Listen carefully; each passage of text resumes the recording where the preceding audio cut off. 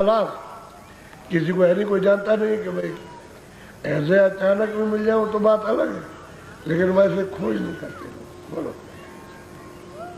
दशयोतार निरंजन का। अब वो गोस्वामी जी महाराज कहते हैं कि मैंने तो खड़े होके देखा अपनी आंख से कि 10 अवतार इन्हीं के, ऊपर के नहीं, 10 अवतार इन्हीं के निरंजन भगवान, इन्हीं के नीचे से भेजे हुए। तो बताओ, वो देख करके कह रहे, और आप मतलब ये कहते हो कि ये है वो है, क्या है ये? वो तो एक के ऊपर है, इनके ऊपर में ब्रह्म का आत्मत है, उनसे डर है, और ऊपर बैठे पार्वती उनसे डर है, ऊपर बैठे महाकाल पुरुष उनसे डर है, और उनको सतपुरुष विराजमान हो, उधर कोई डर नहीं है। डर तो सभी नहीं को है, वहाँ तो डर का काम है नहीं। वहाँ तो मतलब कोई चीज़ परिवर्तन होती नहीं है, जो है वही है। वहाँ न कोई मरता, न कोई जन्मता, न वो तो अखंड है, अविचल है, एक रस है। वहाँ डर का कोई काम ही नहीं, डर वहाँ जाता ही नहीं, डर का कोई खोल ही नहीं वहाँ। तो ये डर तो इन लोगों को कि मेरा राज मिल गया, भाई ये बात है। बात तो असली है। बस आप जाने वाले हो, क्योंकि कल तो कार्यक्रम जो है इतना पूरा हो गया। सत्संग तो ऐसे रोज होता रहता है, रोज होता रहेगा, उसमें तो कोई। लेकिन अब आप जिस निमित्त से आए हो, चलो 4-5 दिन चलो सुने आएंगे, चल के कुछ अपनी व्यथा, कुछ पीड़ा, कुछ ये कुछ वो, उस साधन भजन का कुछ कहेंगे, क्या क्या आएंगे, तो चले आते हैं इस तरह से। बहुत अच्छा, आपने अच्छा किया, उस समय का सदुपयोग हुआ, ये समय दिया अति उत्तम, ऐसा समय मिलता भी नहीं। और हमने तो परसों ही कह दिया कि भाई आप लोग जिस जिस तकलीफों में हो, यहाँ जो भी आया सत्संग सुना, उसने मतलब ये क्या रहा, तो उसको लाभ तो सब, शारीरिक स्वार्थ और परमार्थ, आत्म लाभ भी और शरीर का लाभ। अरे अब ये कहो कि तुम मतलब कि हमारा बिल्कुल साफ कर दीजिए, तो ये नहीं हो सकता, क्योंकि साफ करें तो कल मरते हो, कल खत्म हो जाओगे। जब सफाई होगी सबकी, तो कल खत्म होते फिर कुछ नहीं रहेगा। तो गुरु महाराज कहते थे कि प्रारब्ध कर्म और क्रियावान कर्म, अगर इन दोनों को नाश करते हैं तो खत्म हो जाएगा। तो जब आप प्रारब्ध जब मिली है, उसके साथ में भोग मिला है आपको, यानी स्वास्थ्य के ऊपर में वो जो तकलीफ है वो आपको मिली है, कहीं तकलीफ, कहीं ये, कहीं तकलीफ, कहीं सुख, कहीं तकलीफ, कहीं आराम, वो जो आपने किया उसके साथ अगर उसको खत्म किया जाए तो खत्म हो जाएगा, आदमी पूरा जाता है, शरीर ही बदल देगा, रहेगा ही नहीं शरीर। तो उसको तो धीरे धीरे धीरे धीरे मालिक की याद करके जड़ी बूटी रखो या कुटाई करो, तो उससे धीरे धीरे धीरे धीरे जड़ी बूटी से वो नशा चढ़ जाएगा, ये पता नहीं चलेगा। दुख तो उसमें जाता है, लोभ होता है। जैसे तकलीफ है, शरीर में बहुत पीड़ा हो रही, उसने एक इंजेक्शन मार दिया, तो अब पूछा कि आप, कह लगे अब तो दर्द नहीं हो रहा, तो दर्द कहीं गया थोड़ी है, लेकिन वो इंजेक्शन जो लग गया ना उसका, उसकी वजह से उसे पता नहीं चलता है। जब उसका नशा उतर जाएगा तो फिर उसके बाद दर्द होने लगेगा, तो यही है। तो जब नाम का अगर असर चढ़ जाए तो तकलीफ चली जाए। इस लोग कहते हैं कि भजन करो तभी दुख जाए, फिर मतलब ये वो रोज नहीं आएगा, वो तकलीफ चली जाएगी। लेकिन आप करते ही नहीं भजन, करो तो क्या फायदा यहाँ सबको होता है। अब वो बात अलग है, किसी को कम, किसी को ज्यादा। अब ये कहो कि सबको एक बराबर हो जाए, तो वो बात, तुम अगर बराबर हो जाओ सब, तो फिर बराबर भी हो जाए। बराबर तो होते नहीं है, कभी छोड़ते हो, कभी करते हो, कभी ना करते हो, कभी हाँ करते हो, कभी कुछ कहते हो, कभी कहते हो हमसे भजन नहीं होता, हम नहीं करेंगे, कभी ये काम नहीं छोड़ेंगे, वो करेंगे, उसको करेंगे, वो करेंगे। अभी ये सब बात है ना, तुम तैयार रहो तो ठीक है। अब तैयारी तुम्हारी होती नहीं है, ये बात। सुख में सुमरन न किया, दुख में किया यार। अगर सुख में तुम नहीं करते, दुख में तो क्या? अरे भाई, सुख में सुमरन जो करे, दुख काहे को? तो सुमरन मालिक की याद तो सुख में करना, शरीर से करो अच्छी तरह से। अब यह सबको बिता मिली है, कर्मों की बिता सबको मिल गई। बचा कोई भी नहीं। इस वक्त सब पीड़ित थे, धनी भी पीड़ित थे, निर्धन भी पीड़ित थे, विद्वान भी पीड़ा, विद्वान भी, सब लोग पीड़ित थे। ऐसी करनी आपने की है कि वो व्यथा सामूहिक हो गई, सब में रमा हो गई। अब उससे सब लोग व्याकुल। अब यह है कि अगर नाम का रस उतर आया, नाम का नशा, तो फिर तकलीफ का आभास, फिर वो एकदम से कहता बड़ी मौज है, बहुत अच्छा। तो जो लोग अभी गाड़ी से जाएंगे वो तो जाएंगे ही। और अभी लोग यहाँ, आप ऐसा करना कि अपने अपने जिलों से 10 भी, अभी महीने में कभी आप 10, कोई वो 20, कोई मतलब 15, ऐसा अपना भेजते रहो। हमने अभी परसों कहा है कि अभी मतलब ये है कि गुरु पूर्णिमा आएगी, तो हमने पहले से कह रखा कि अभी तो मैं कहीं जाने वाला नहीं हूँ। अभी तो मैं इतना था, मैं बाहर घूमता था तो यहाँ कुछ नहीं था। अब कि मुझे रुकने का मौका मिला तो यहाँ बहुत आपके बैठने की एक व्यवस्था, क्योंकि सत्संग तो बैठने पर ही ठीक से सुनाया जा सकता है। जब बैठने की जगह नहीं है तो क्या सुनाया जाए। और अभी तो शुरू किया है, अभी आपने क्या सुना, शुरुआत है सुनाने की। अभी तो तैयारी कर रहे थे भाई, सुनने वाले भी तो कुछ हो कि जो बैठ के कम से कम कुछ सुनने लगे। तो अब मतलब ये है कि अपनों में अब ये भाव जगे, दर्शन करना चाहिए। तो कल भाव ये भी जग सकता है कि अब करनी करना चाहिए।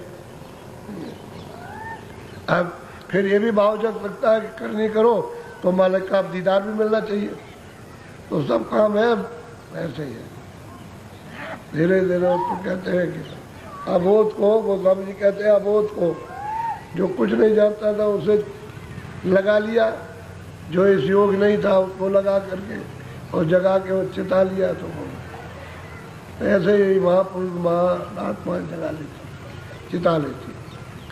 तो अभी वहाँ जाओगे, खेती का काम है ये। जब खेती का हो जाए तो आप अपने अपने जब खेत में करो तो ये संकल्प करो कि भाई चलो वहाँ ले चलेंगे, हम भी वहाँ खाएंगे, और अगर दो चार और आए तो इसमें से वो भी खा लेंगे।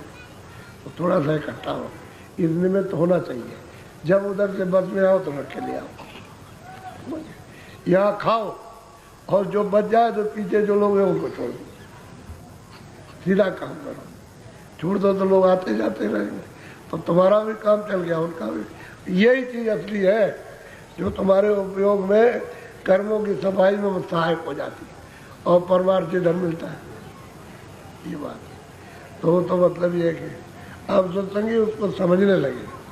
अभी तक नहीं समझते थे, लेकिन अब धीरे धीरे सब चीज़ समझ में आने लगी कि भाई ये तो हम ही वो करना, बाबा जी को कितना खाना, हम कितना खाएंगे। एक रोटी मुश्किल, वो भी सूखी, एक भी नहीं खा। आजकल तो हम रोटी भी नहीं खा सकते, समझ गए। वो सब्जी लेते, तरह से सब्जी ले ली, वो भी फीकी। तो मतलब ये आपको तो चटपटा चाहिए, तो मतलब उसी से ये शरीर थोड़ा बहुत चल रहा। खाना तो वैसे भी बहुत कम खाते हैं पहले, तो ये कौन खाएगा। ये तो आप लोग आपने खाते ही हो। जो भंडारा चलता 1000, 1500, 500 ये रोज। मतलब ये है कि आदमी जो है अब शाम और सुबह और नाश्ता कितना पड़ेगा। 1000 आदमी को खाना बने एक टाइम, तो दूसरे टाइम भी तो चाहिए, फिर उनके लिए अलग से नाश्ता चाहिए। तो अभी ऐसा अभी आपने भंडारा किया तो उसमें बैठे थे, तो जमीन को खाली क्यों रखा जाए। तो भर से गेहूँ बो दिया, उस सब में गेहूँ बो दिया, और आपका मतलब है काम भी हो गया होली का। यहाँ भी गए सत्संग भी सुना, सब कुछ है, और ये खाने के लिए हो जाएगा सभी। तो ये तो बड़ा पवित्र रहता है मतलब। इसलिए कहते हैं कि देख मतलब मेहनत ईमानदारी की कमाई का तो अलग, उसमें तो होना ही चाहिए, क्योंकि वही तो भजन में सहायक होता है। और चोर की कमाई खाओगे ना, बेईमान की, तो फिर मतलब भजन में भंग बिगड़ पड़ जाएगा। तो इस तरह से कमाई अच्छी होगी। तो जाओ भजन करना, अपना काम भी करना, और जरा लड़ाई झगड़ा थोड़ा छोड़ो, यानी बैठ मुबासा मत करो, थोड़ा सा जरा सा चुप्पी साधो। चुप्पी साधने से दूसरे का ऐब नहीं आएगा, यानी उसका नशा आपके ऊपर नहीं चढ़ेगा। चुप्पी साध जाओगे और वो समझेगा कि मतलब ये है कि तो बेवकूफ़ है, तो आपको थोड़ी देर बेवकूफ़ समझेगा, लेकिन फिर वो कहेगा कि भाई हम ही बेवकूफ़ है, वो तो कुछ नहीं बोलता, हम वैसे ही बोलते रह गए। हम गए दुनिया हमको बेवकूफ़ कहने लगी कि अजीब गरीब आदमी हो, तुम उसको बोलते हो और वो कुछ नहीं कहता है, तुम ही बेवकूफ़ हो, तो दुनिया ही बेवकूफ़ कहेगी। तो चुप्पी साधना भगवान भजन के लिए अच्छा है। उसमें दूसरे की मतलब यह है कि अपराध आपके ऊपर नहीं आते, वो नहीं, और दूसरे की चीज़ पकड़ लो तो उसका अपराध आएगा, फिर वो भी आपको भोगना है। क्यों ऐसी जिल्लत में मुसीबत में पड़ो, चुप्पी साध जाओ, और जो कुछ होगा वो मालिक देगा। ऐसा क्यों नहीं सोचते हो कि हम भाई मेहनत करते हैं, जो कुछ होगा हमारे बाल बच्चों को हमको तो मिल जाएगा। ऐसा विश्वास करोगे निश्चित है, उसमें इधर उधर टलता बलता नहीं है, निश्चित मिलता है। और जब तुम विश्वास में कमी कर देते हो, शंका आती है, तो बस वही गड़बड़ी हो जाती है। वही गड़बड़ी। बोलो जय गुरुदेव, जय गुरुदेव। अभी तो बहुत से लोग तो अभी रह जाएंगे, क्योंकि कोई कल जाएगा, कोई परसों जाएगा, ये तो हमेशा ही चलता है। लेकिन यह है कि कल समाप्ति हो गई, कुछ आज जाएंगे, कुछ कल जाएंगे, ऐसे तो पीछे से जाते रहते। किसी का टिकट है, किसी का कुछ है, किसी की बस आने वाली है कि बस छोड़ के चली गई, आ जाएगी तो बस वाले रह जाते हैं। इस तरह से होता रहता है, जाते रहते हैं।